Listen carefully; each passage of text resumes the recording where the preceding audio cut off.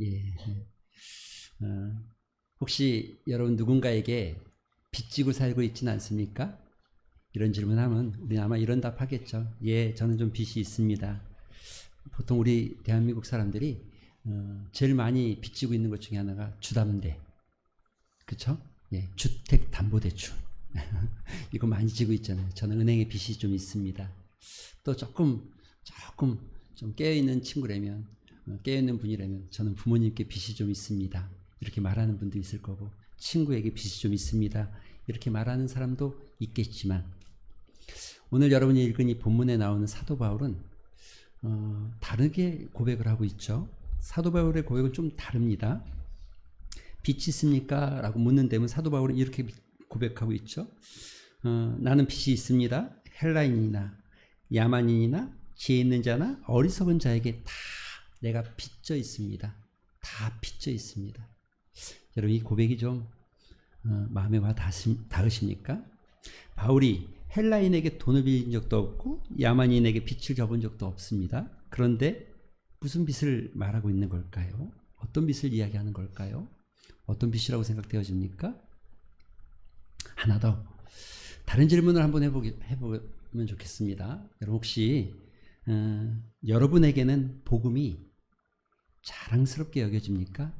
아니면 부끄럽게 여겨집니까? 사실 21세기 대한민국의 그리스도인들은 가장 큰 문제가 있다라고 말하면 감히 뭐 제가 평가할 사람은 아니지만 너무 복음에 대해서 침묵하고 있는 것 같아요. 그렇죠? 교회 안에서는 우리가 찬양도 하고 아멘, 할렐루야로 외치고 소리내 기도하지만 진짜 교회 밖에 나가서는 입을 다물 때가 너무 많죠. 직장에서 예수님을 말하는 것은 뭔가 어색하고 가족 모임에서 교회 이야기를 꺼내는 것은 불편한 진실이 되어지는 것 같고 친구 앞에서 신앙을 고백하는 것은 어딘지 좀 두렵고 뭔가 조금 내가 소외될 것 같은 두려움을 갖게 되죠. 왜 그렇습니까? 왜 그런 마음이 들어집니까? 아마 여러분 내면 안에 이런 생각이 있겠죠.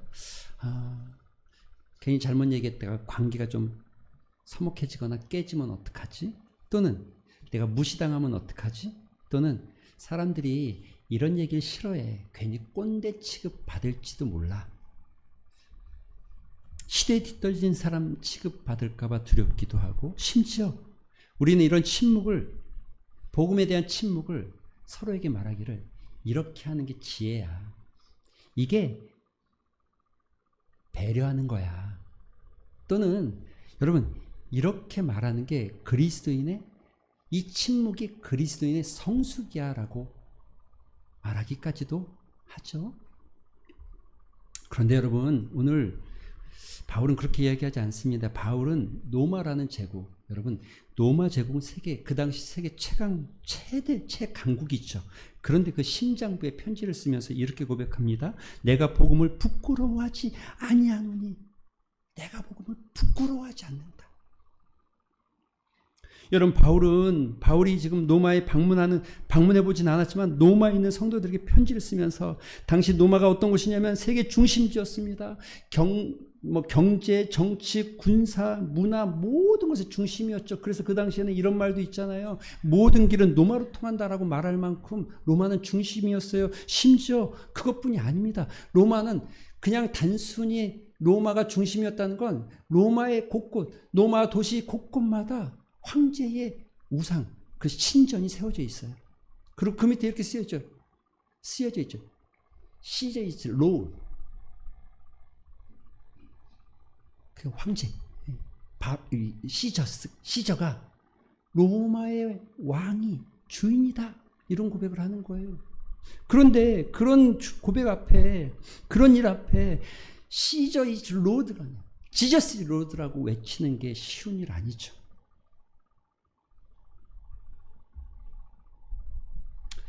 그런데 바울이 이렇게 말하는 거예요. 지금 나는 로마에 있는 너희에게 복음 전하기를 정말 원한다. 나는 복음을 부끄러워하지 않는다. 복음을 부끄러워하지 않는다. 이게 로마서의 시작입니다. 여러분 로마서는 16장으로 되어 있는 성경입니다. 그런데 이 로마서의 시작, 바로 여러분 이 로마서 1장, 특별히 이 14절부터 17절까지가 어떻게 보면 로마서 전체를 보여주고 있는 아주 핵심 구절인 것 같아요. 왜냐면요, 14절에는 전도의 빚진 자의 의식을 말하고 있죠. 또 나아가서 15절에는 전도의 열망이 복음의 열망이 얼마나 가치 있는지를 이야기하죠. 16절에는 그 복음이 어떤 능력이 있는지를 선포하죠. 그리고 17절에 가서는요, 그 복음의 능력이 무엇인지에 대해서, 그 핵심이 무엇인지에 대해서 명확하게 말하고 있는 거죠. 이 이야기가 계속해서 2장부터 16장까지 이어지는 큰 핵심의 주제들이에요. 비록 4절뿐이 안 되지만 복음이 무엇인지, 복음이 어떤 능력을 가졌는지, 복음을 왜 전해야 하는지, 복음을 어떻게 받아들여야 되고 어떻게 복음을 따라 살아야 될지를 말하고 있다고 해도 틀리지 않죠. 그리고 이 로마서가 시작하는 바로 이 본문 앞에 우리에게 강력하게 던지는 질문이 이거예요. 너희는 복음을 부끄러워하느냐, 아니면 너희는 복음을 자랑스럽게 생각하느냐? 너희는 빚진 자의 마음으로 살아가느냐, 아니면 너희는 빚을 다 갚고 무엇인가 받을 사람의 마음으로 살아가고 있느냐? 여러분, 이 4절이지만 이 짧은 4절이 우리에게 던지는 질문은 바로 이것입니다. 2주 후면은 한영혼 플러스 운동이 시작되어집니다. 한영혼 플러스, 한 생명이 천하보다 귀하다고 하는데, 천하를 얻기 위해서 우리가 어떤 노력을 하고 있을까? VIP 초청하는 것. 왜 우리가 복음을 전해야 합니까? 복음이 정말 능력이 있습니까? 그리고 그 복음이 우리의 삶을 정말 변화시킬 수 있습니까? 바울은 분명하게 말합니다. 헬라인이나 야만인이나 지혜 있는 자나 어리석은 자에게 다 내가 빚진 자다. 빚진 자. 빚진 자. 여러분, 빚진 자라는 표현이, 왜 빚진 자라는 표현을 쓰고 있을까요? 갚아야 할 게 있는 거죠. 갚을 때 갚아야 될 뭔가. 여러분, 뭔가 갚아야 될 게 있을 때 마음이 어떻습니까? 뜬 눈으로 잠이 안 오기도 하고, 심지어 밤을 새기도 하고, 갚기 위해서 애쓰고 노력하고 희생하고 땀 흘리고, 정말 뭔가를 갚아야 될 때 우리가 그런 마음과 그런 일들이 있잖아요. 여러분, 지금 바울이 이렇게 말하는 건 바울의 마음이, 바울의 심령이 복음을 전하는 것에, 복음에 대해서, 복음을 전하는 것이 얼마큼이나 소중한지에 대한 표현을 하고 있는 거죠.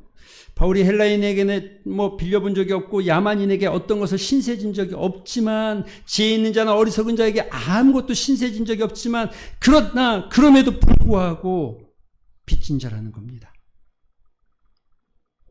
무슨 빚이요? 은혜의 빚. 복음의 빚진 자. 여러분, 바울을 생각해 보십시오. 원래 바울은요, 교회를 핍박했던 사람입니다. 핍박했던 사람. 스데반 집사가 돌에 맞아 죽을 때 그 옆에 있던 사람이었죠. 심지어 집집마다 다니면서 믿는 사람들을 끌어내서 그들을 감옥에 쳐넣는 일을 했던 사람이 바울입니다. 그때도 그랬습니다. 다메섹으로 나가는 그 시간에도 그랬습니다. 그런데 주님께서 그에게 나타나셔서 말씀하십니다. 사울아, 사울아, 너가 어찌하여서 나를 핍박하느냐? 바울이 깜짝 놀라서 대답하죠. 처음 대답은 이거였어요. 누구십니까? 주님 누구십니까? 그리고 두 번째 대답은 이거였어요.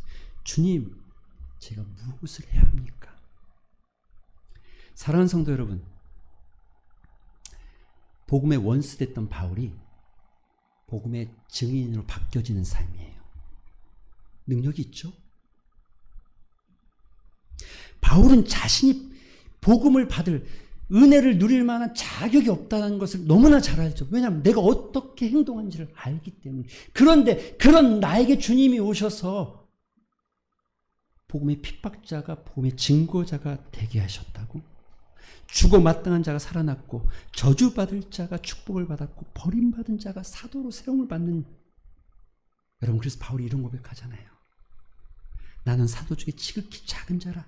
나는 하나님의 교회를 핍박하였고 사도라 칭함 받기를 감당하지 못할 자니라. 그러나 나의 나된 것은 하나님의 은혜로 된 것이다. 하나님의 은혜. 받은 은혜가 크면 여러분, 빚진 자의 의식도 커집니다. 바울이 말합니다. 뭐라고요? 그의 고백 속에 헬라인이나 야만인이나 지혜 있는 자나 어리석은 자. 여러분, 이것은 그냥 어떤 대명사지만 더 정확한 건 이거예요. 그 한마디. 다. 누구 특정 인물이 아니라 다. 모두 다에게 나는 빚졌다라고 고백하고 있어요. 빚졌다라고.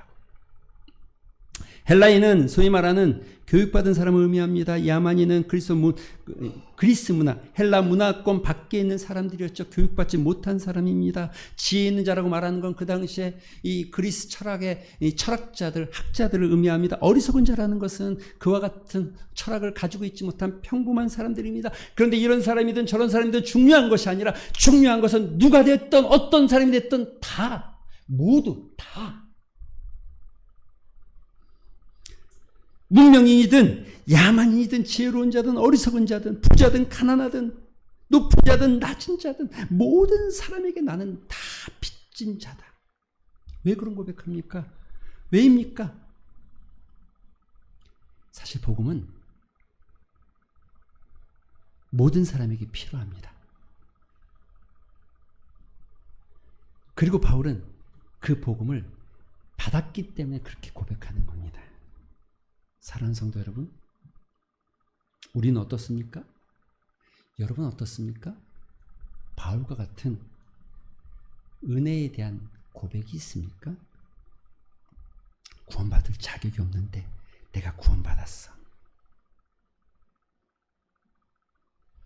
나 같은 자도 사랑해 주셨어. 로마서 여러분 5장 8절 수없이 제가 설교 시간에 고백했던, 우리가 아직 죄인 되었을 때 그리스도께서 우리를 위하여 죽으심으로 하나님께서 우리에게 대한 자기의 사랑을 확증하셨다. 우리가 의로워서 구원받은 것이 아니라, 우리가 착해서 구원받은 것이 아니라, 우리가 열심히 신앙생활을 했기 때문에 구원받은 것이 아니라, 죄인 되었을 때에 죽을 만한 자, 죄인 되었을 때에 그리스도께서 우리를 위해서 죽어주셨다.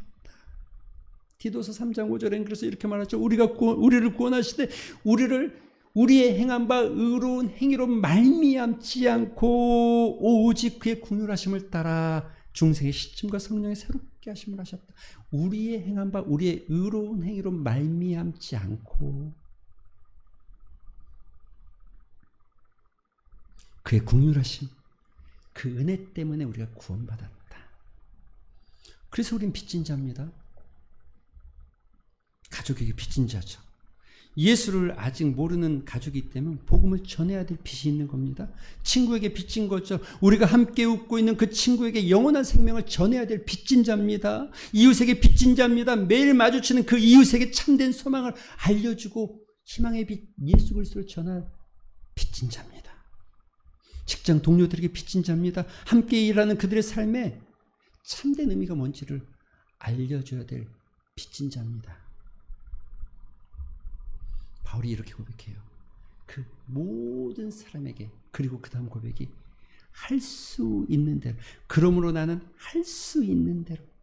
여러분이 할 수 있다는 표현이 헬라어 원어적 의미를 가지면 내 안에 있는 모든 열심과 열정, 내가 동원할 수 있는 모든 것들을 동원해서 내가 할 수 있는 모든 것들을 다해서라도 내가 이 빚을 갚으며 살겠다는 거예요.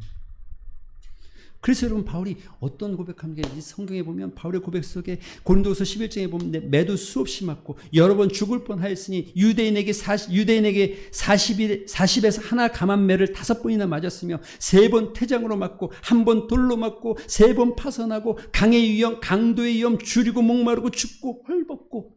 왜 이런 고난을 당합니까? 그가 왜 이런 고난을 당해야 됩니까? 복음을 전하기 위해서. 빚진 자니까.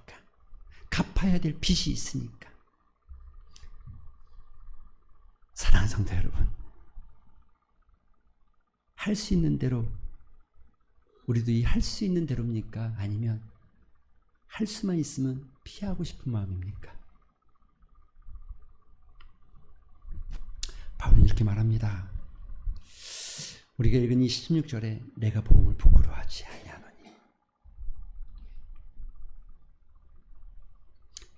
바울이 빚진 자로 살면서 목숨을 걸고 복음을 전하면서도 그것을 부끄러워하지 않는 이유가 무엇입니까? 그 이유가 어떤 것입니까? 여러분 이렇게 말하죠. 이 복음은 모든 믿는 자에게 구원을 주시는 하나님의 능력이다. 할렐루야. 복음은 하나님의 능력입니다. 능력. 여러분 이 능력 헬라어로 두나미스라고 말합니다. 영어의 다이나마이트가 여기서 시작된 어원이죠. 이건 여러분 다이나마이트 생각해 보시면 폭발적이잖아요. 굉장한 역동적인 힘을 상징할 수 있잖아요. 이거 단순히 그냥 우리가 가지고 있는 어떤 힘이 아닙니다. 이것은 다른 말로 하면 이 두나미스는 하나님의 능력을 표현할 때 쓰는 단어 중에 하나겠죠. 천지를 창조하신 하나님의 능력, 홍해를 가르신 하나님의 능력, 죽은 자를 살리시는 하나님의 능력, 그 하나님의 능력이 복음 안에 있다는 거예요. 복음 안에. 그 하나님의 능력이 복음 안에 있기 때문에 이 복음을 부끄러워할 수 없다는 거예요.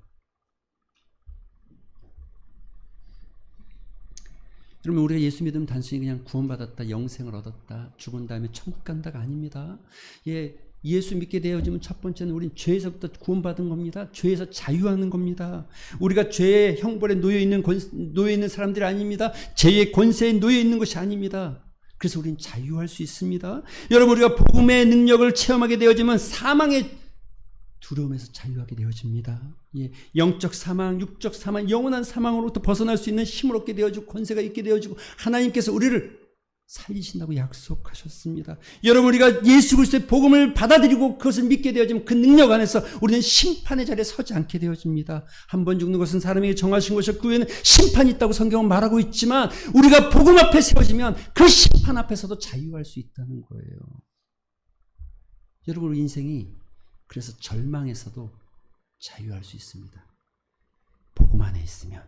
복음의 능력은 단순히 그냥 영적, 그리고 죽으면 천국에 간다 이런 정도가 아니라 우리 삶의 현장에서 실제로 죽음에 대한 자유, 죄에 대한 자유, 절망과 좌절에 대한 자유, 의미 없는 삶이 공허했던 인생들이 참된 소망을 찾게 되어지는 거.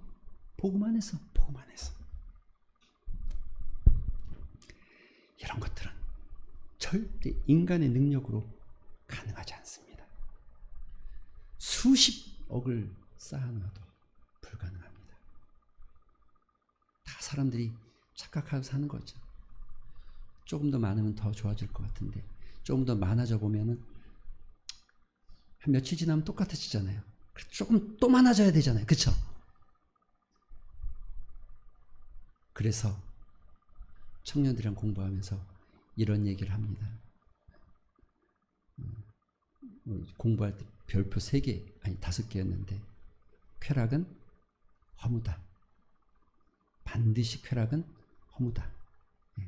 여러분 그 허물을 뛰어넘으려고 하니까는 더 강렬한 것들을 찾게 되어지는 거예요. 이런 절망에서 희망을 찾거나 삶에서 자유를 누리는 것은 인간의 능력으로 하는 것이 아니라 복음 안에 하나님의 능력이 그 안에 있기 때문에 복음을 통해서 가능한 겁니다. 여러분 성경을 보세요.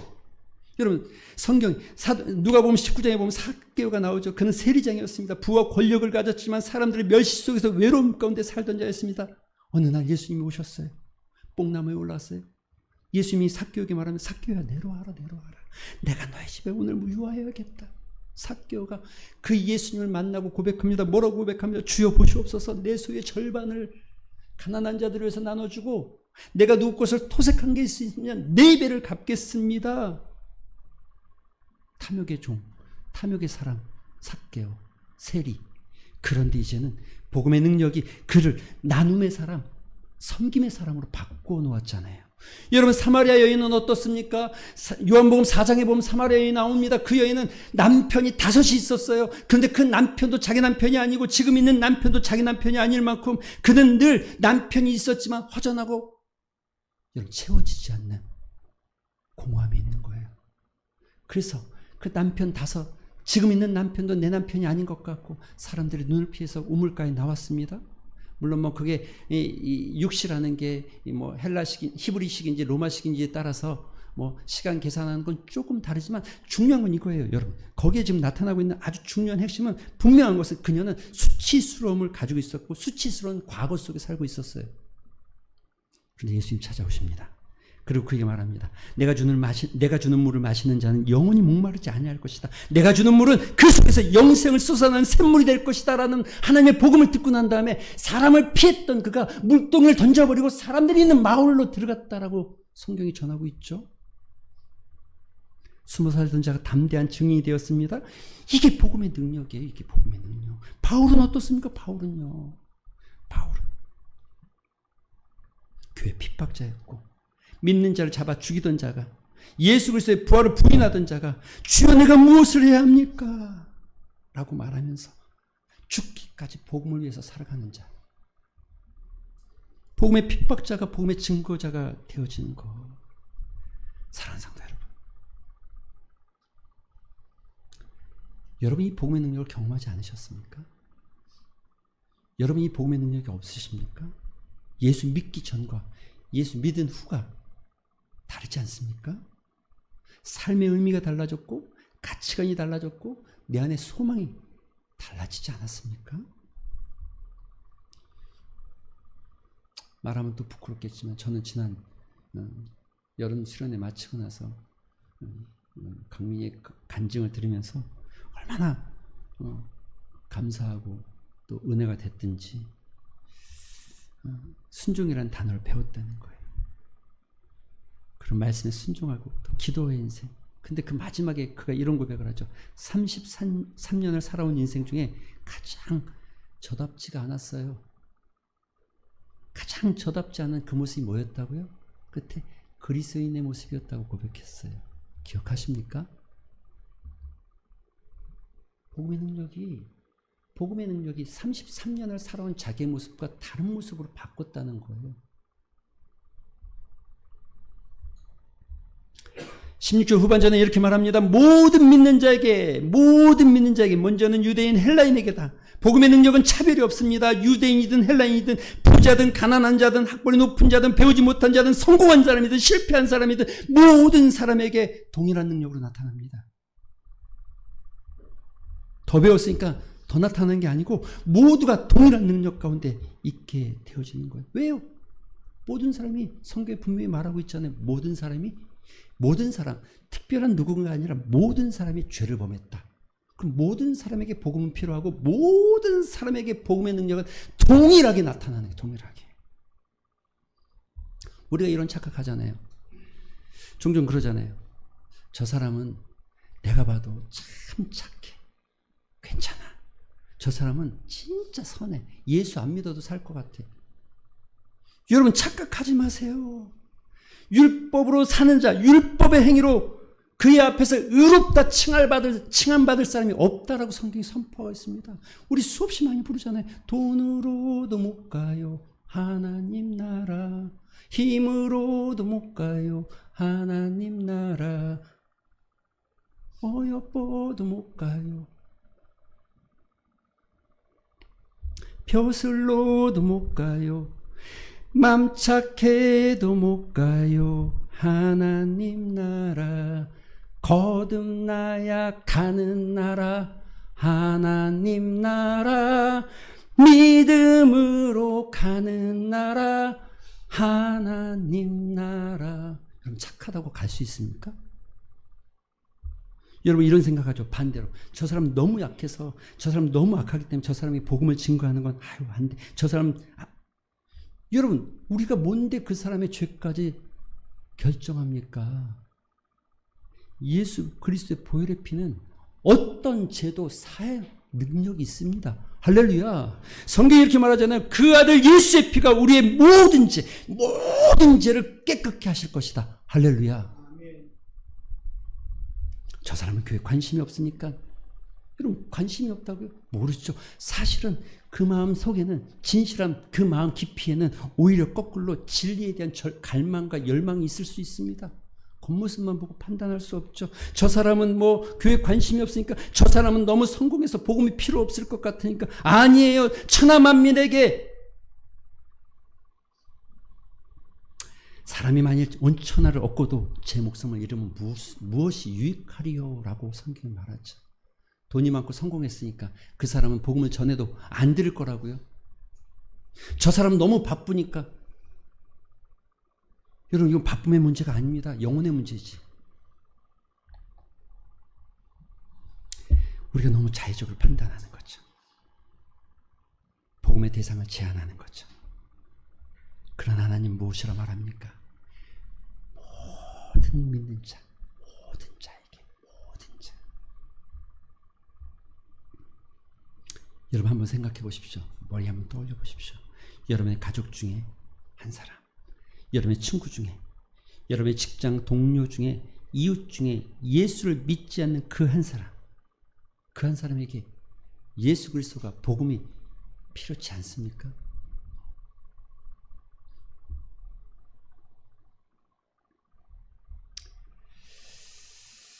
고린도전서 3장에 보면 이런 말씀이 있습니다. 나는 심었고 아볼로는 물을 주었을 때 오직 하나님께서 자라나게 하시나니, 그런즉 심는 자는 물 주는 자는 아무것도 아니로되 오직 자라나게 하시는 하나님이시다. 우리는 전할 뿐이고 그는 그 복음 안에서 하나님께서 선택에 따라서 주님의 사람이 될 것이겠죠. 그러나 우리는 복음이 모든 사람에게 필요하다는 것을 잊어버리지 않고 그 복음의 능력을 따라 내가 복음을 부끄러워하지 않냐고 전하는 것. 이건 종교적인 가르침이 아닙니다. 어떤 삶의 어떤 처세가 아닙니다. 복음은 사람을 변화시키는 하나님의 능력입니다. 복음은 생명을 살리는 하나님의 능력입니다. 복음은 영혼을 구원하는 하나님의 능력입니다. 복음은 세상을 변화시키는 하나님의 능력입니다. 암 치료제를 발견한, 암을 치료할 수 있는 치료제를 발견한 사람이 쉬쉬하고 아무에게도 말하지 않으면 이거 죄입니다. 무책임한 거예요. 그렇죠? 생명을 살릴 수 있는데 침묵한다면 여러분 이거 무책임입니다. 이거 죄입니다. 복음도 마찬가지죠. 우리는 생명을 살리는 복음을 가지고 있습니다. 그런데 부끄러워하고 두려워하고 침묵합니다. 우리는 죽어가는 영혼 앞에서도 침묵하고 무책임하게 돌아설 수 있습니다. 그러나 바울은 말합니다. 나는 복음을 부끄러워하지 아니한다. 왜요? 이 복음 안에 하나님의 의가 나타나서 믿음으로 믿음에 이르게 한다. 하나님의 의가 나타나서 이 복음이 믿음으로 믿음에 이르게 한다. 이거 그냥 쉽게 생각하면 이거예요. 처음부터 끝까지 믿음이다, 이 뜻이에요. 복음을 따라서 살아갈 때 처음도 믿음, 가운데도 믿음, 마지막도 믿음의 삶으로 살게 되어질 것이다. 이런 표현이죠. 사랑하는 성도 여러분, 이제 말씀을 좀 정리하겠습니다.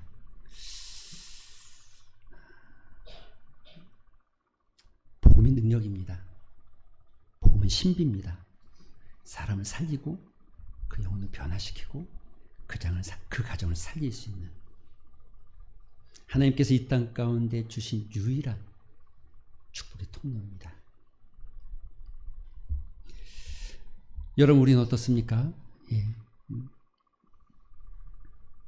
우리는 나는 복음의 빚진 자로 살고 있습니까? 이런 마음에 솔직하게 답해 볼 필요가 있겠죠. 받은 은혜를 기억하며 살고 있습니까? 아니면 잊어버리고 있습니까? 여러분, 우리는 어떻습니까? 나는 복음의 능력을 믿고 있습니까? 우린 정말로 복음이 하나님의 능력이라고 믿습니까? 입으로 아멘 하고만 있는 것이 아니라 정말 그 능력을 의심하지 않습니까? 오늘 우리가 이 설교 앞에, 이 바울의 고백 앞에 나는 정말 복음을 부끄러워하고 있는 것은 아닌가? 내가 정말 복음의 능력을 신뢰하고 있는가? 다시 한번 돌아보는 여러분 되시기를 주님의 이름으로 축원드립니다. 우리 같이 한번 기도하는